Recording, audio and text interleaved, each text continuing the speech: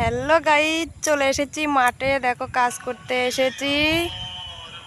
আর এটা হচ্ছে চিমের মাচা, আঁকড়ির মাচা। আর ওই পাশটা দেখতে পাচ্ছ রাস্তা, বাড়িঘর দেখা যাচ্ছে। আর ওই পাশটা হচ্ছে ধানের জমি। আর এই জমিটায় আমরা কাজ করব, কপির চারা লাগাবো। অনেকক্ষণ এসে বসে আছি, এখনো মালিকেরা আসেনি, তার জন্য বসে আছি আর একটু ভিডিও করে নিচ্ছি।